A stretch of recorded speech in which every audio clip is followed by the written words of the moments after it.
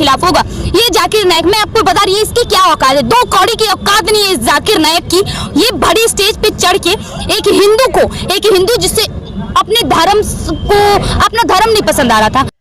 Hello अस्सलाम वालेकुम viewers, कैसे हैं आप सब। उम्मीद करती हूँ सब खैरियत से होंगे। जहाँ रहें खुश रहें, हंसते मुस्कुराते रहें और अपनी प्यारी प्यारी सी मुस्कुराहटों को हर तरफ बिखेरते रहें। आज मैं आपके सामने जिस वीडियो पे रिएक्शन दूंगी उसमें एक हिंदू लड़की डॉक्टर जाकिर नायक पर तबसरा करती है, उनके बारे में कहती है कि डॉक्टर जाकिर नायक क्या इंसान है, उनकी औकात ही क्या है, 2 कौड़ी की औकात है। और वो भरे मजमे के सामने स्टेज पे खड़े होकर बहुत से हिंदुओं को इस्लाम कबूल करवाते हैं। और वो कहती है कि ये हिंदू वो हैं जिन्होंने अपने मजहब को नहीं पढ़ा हुआ, और डॉक्टर जाकिर नायक जिस तरीके से कहते हैं वो उनका इस्लाम कबूल कर लेते हैं। और साथ साथ ये लड़की ये भी कहती है कि डॉक्टर जाकिर नायक अपने मजहब पे बात करते हैं, ठीक है, लेकिन उनकी गुफ्तगू में हमारे भगवान, हमारे श्री कृष्ण को क्यों इस्तेमाल किया जाता है, उन पे बात क्यों की जाती है।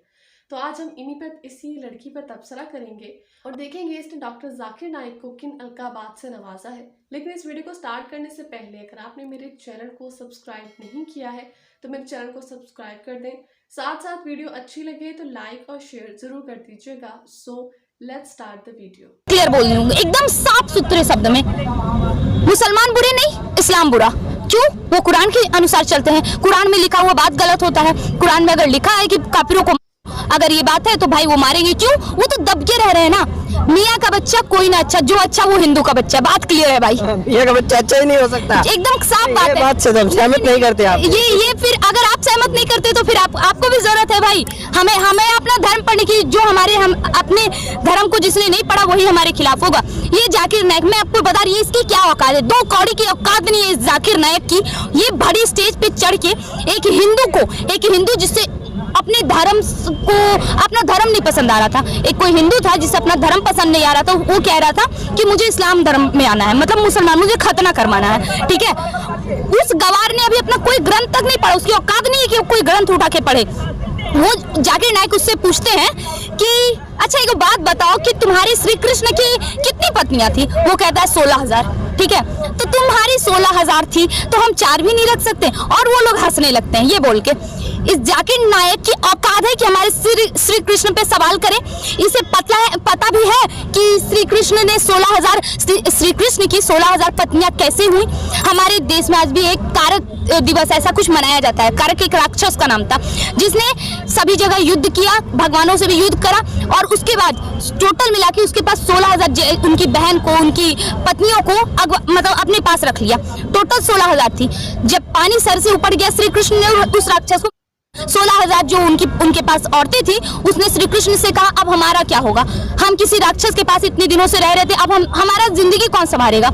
हमें दुनिया तो नीच भावना से देखेगी। सच्चाई है, उस वक्त भी वही था और आज भी यही है। औरतों को ही गलत नजर से देखा जाएगा। तो श्री कृष्ण ने कहा मैं तुम्हें बहन बनाऊंगा, लेकिन अगर वो उसे बहन बनाता तो उनसे शादी कौन करेगा? क्या कोई भी मर्द उस औरत से शादी करेगा जो इतने दिनों तक राक्षस के पास रही? नहीं करेगा।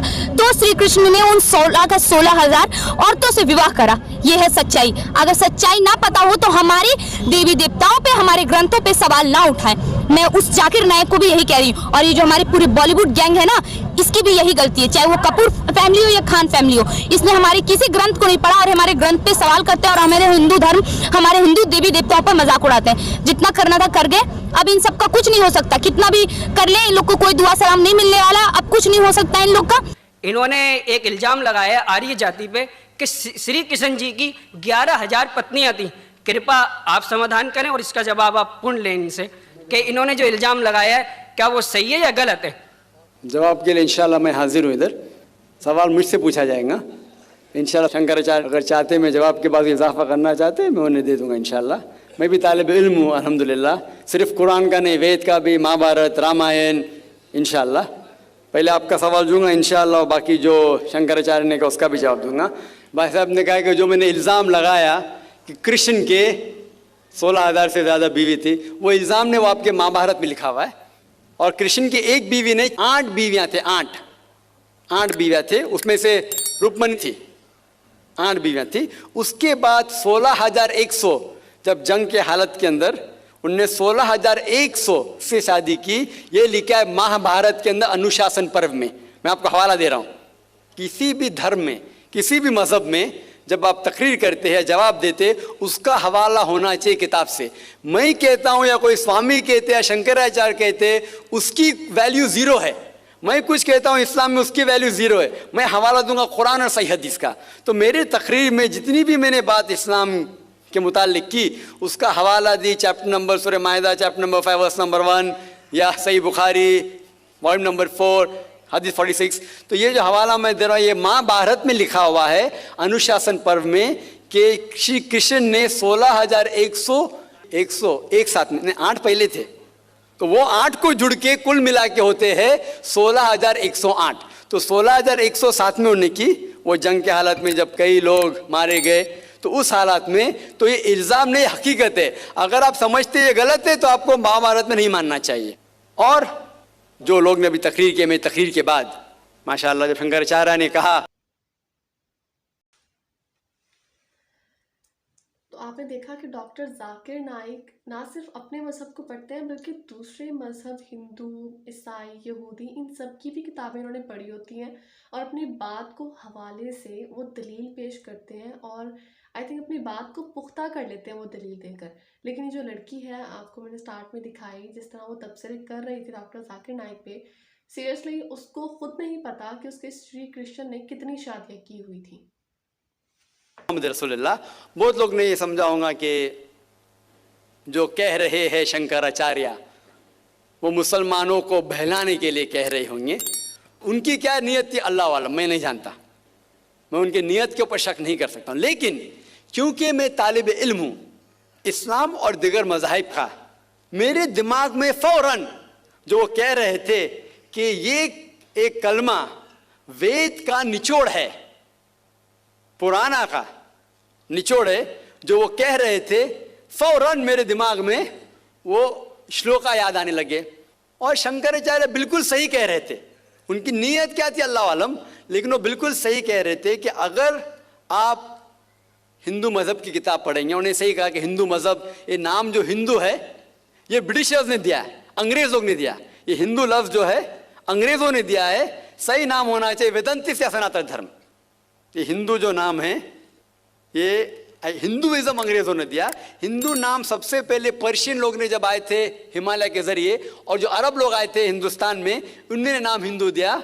और आप इंसाइक्लोपीडिया ब्रिटानिका में पढ़ेंगे वॉल्यूम नंबर 20 रेफरेंस नंबर 581, उसमें कहा गया है कि Hinduism is a group of beliefs for people living in India. तो हिंदुइज्म जो लफ्ज़ है ये अंग्रेज़ों ने दिया है, सही लफ्ज़ होना चाहिए सनातन धर्म। और बिल्कुल सही है कि सबसे ऊंची किताब हिंदुइज्म में वेद और उपनिषद पुराना। अगर आप पढ़ेंगे छंदोग्य उपनिषद अध्याय 6 सेक्शन नंबर 2 श्लोका नंबर 1, उसमें लिखा गया है एकम अद्वितीयम, भगवान एक ही है, दूसरा नहीं है। श्वेताश्वतर उपनिषद में लिखा हुआ है अध्याय 6 श्लोका नंबर 9 में, नाचस्य कशिज जनिता न चदीपा, ये संस्कृत कोटेशन है, इसके मानी होते कि उस भगवान का कोई रब नहीं है, ना कोई वालिदैन है, उसका ना कोई पालने वाला है, ना वालिद है ना वालदा है। आगे आप पढ़ेंगे लिखा हुआ है श्वेताश्वतर उपनिषद में अध्याय 4 श्लोका नंबर 19 में, न तस्य प्रतिमा अस्ति, उसके जैसा कोई भी नहीं है।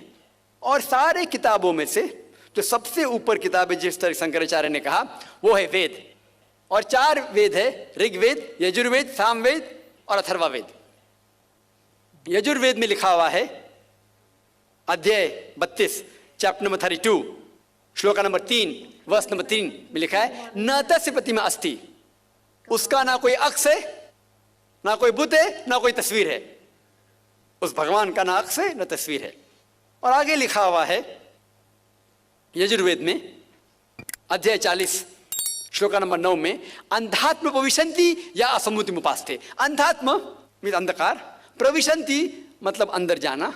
वो लोग अंधकार में जा रहे हैं जो लोग असम्भूति की पूजा करते हैं। असम्भूति मतलब कुदरती चीजें, हवा, आग, पानी। जो लोग कुदरती चीजें की पूजा करते हैं वो अंधकार में जा रहे हैं। और आगे श्लोका कहता है कि वो लोग और गहरे अंधकार में जा रहे हैं जो लोग संभूति की पूजा करते हैं। संभूति मतलब बनाई हुई चीजें, मतलब टेबल, चेयर, गाड़ी, बुत, ये जो बनाई हुई चीजें हैं उसकी अगर पूजा कर रहे हैं तो और अंधकार में जा रहे हैं। और आप पढ़ेंगे ऋग्वेद, चारों वेदों से सबसे ऊंचा वेद है ऋग्वेद। ऋग्वेद में लिखा हुआ है, जिल्द नंबर 1, बुक नंबर 1, किताब number 1, him number 164, shloka number 46, एकम सत विप्र बहुधा वदान्ते, जिसके मानी है सच एक है, सच्चाई एक है, भगवान एक है। और संत लोग भगवान को मुख्तलिफ नामों से पुकारते हैं, लेकिन भगवान एक है। और जो उनने संस्कृत में श्लोक पढ़ी वो आदि श्लोक थी, पूरी श्लोक में पढ़ूंगा इंशाअल्लाह। वो श्लोक जो उनने पढ़ी वो ब्रह्म सूत्र है, हिंदुइज्म के ब्रह्म सूत्र है। एकम ब्राह्म द्वितीया नास्ते, आदि पढ़ी, पूरी है। एकम ब्राह्म द्वितीया नास्ते, नहना नास्ते नास्ते किंचन, जिसके मानिए भगवान एक ही है, दूसरा नहीं है, नहीं है, नहीं है, जरा भी नहीं है।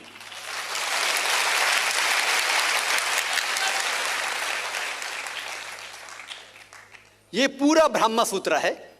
वक्त की किल्लत की वजह से उनने आधा पढ़ा और मुझे ऐसा लग रहा था जैसे कि उनने मेरी एक तकरीर सुनी जिसका मौजू है similarities between Hinduism and Islam, Hinduism और इस्लाम में यकसानियत।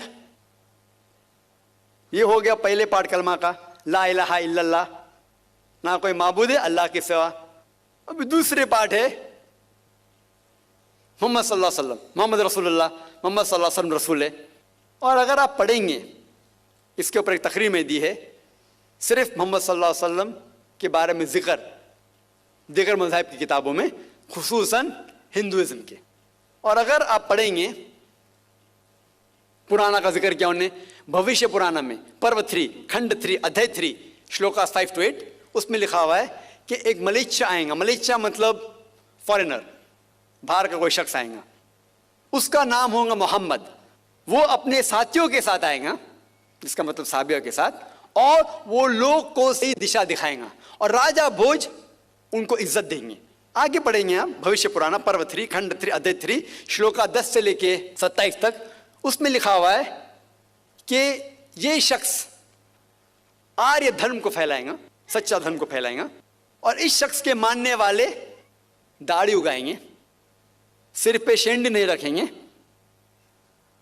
लोग को नमाज के लिए बुलाएंगे, एक इनकलाब दुनिया में लेके आएंगे, गोश्त खाएंगे लेकिन सूअर का गोश्त नहीं खाएंगे, और ये सच्चाई फैलाएंगे, उनका नाम है मुसलमान।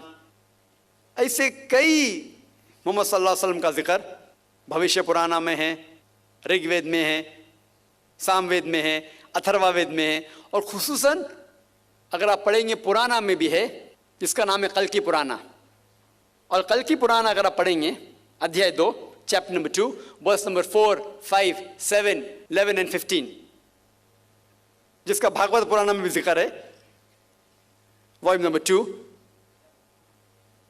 वर्स नंबर 18 to 25, 18 से 25 तक, जिसमें कल्कि पुराना का जिक्र है। कलयुग में एक शख्स आएंगे जिसका नाम है कल्कि। उनके वालिदा का नाम है सुमति और वालिद का नाम है विष्णु यास। सुमति के मानी अमन, अमन करने वाली, और हम जानते हैं कि हमारे पैगंबर, आखिरी पैगंबर सल्लल्लाहु अलैहि वसल्लम के वालिदा का नाम था आमिना, जिसका मतलब है अमन फैलाने वाले। और विष्णु यास मतलब भगवान की इबादत करने वाला, और हम जानते हैं मोहम्मद सल्लल्लाहु अलैहि वसल्लम के वालिद का नाम अब्दुल्ला था। इस तरीके से मोहम्मद सल्लल्लाहु अलैहि वसल्लम के आने का जिक्र कल्कि पुराना में है और भागवत पुराना में भी है। तो इस बुनियाद पर ये पूरी तकरीर कर सकता हूँ मैं 2 घंटे के लिए, 4 घंटे के लिए, सिर्फ मोहम्मद सल्लल्लाहु अलैहि वसल्लम का जिक्र हिंदू मज़ाहिब की किताबों में। अभी वक्त नहीं है, लेकिन ये दोनों जोड़ के जो शंकराचार्य ने बिल्कुल सही कहा, ला इलाहा इल्लल्लाह मोहम्मद रसूलुल्लाह, के निचोड़े का ना कोई माबूद है अल्लाह के सिवा, और मोहम्मद सल्लल्लाहु अलैहि वसल्लम के पैगंबर है। लेकिन आखिरी में हमारे मोहतरम शुएब साहब ने कहा कि अल्लाह उन्हें हिदायत दे, और मैं भी अल्लाह ताला से दरख्वास्त करता हूँ कि अल्लाह उन्हें हिदायत दे। जी, तो ये थी वो वीडियो जिसके अंदर डॉक्टर जाकिर नाइक पे कुछ इल्ज़ामात लगाए गए थे, जिन्होंने बहुत ही कमाल तरीके से और अपनी दलीलों को पेश करके, जो कि किताबों के अंदर दी हुई है, उनसे अपने आप को साबित किया है। तो मुझे भी अगर आपको भी वीडियो उतनी ही इन्फॉर्मेटिव लगी है तो कमेंट सेक्शन में अपनी राय का इजहार ज़रूर दीजिएगा। इसके साथ साथ मैंने इस वीडियो का लिंक डिस्क्रिप्शन में दे दिया है। इस हमदम के चैनल को भी सब्सक्राइब कर दीजिएगा क्योंकि इनकी वीडियोस बहुत ही ज़्यादा कमाल की होती हैं। और साथ साथ मेरे चैनल को भी सब्सक्राइब कर दीजिएगा। अपना बहुत सारा ख्याल रखिएगा। अल्लाह हाफ़िज़।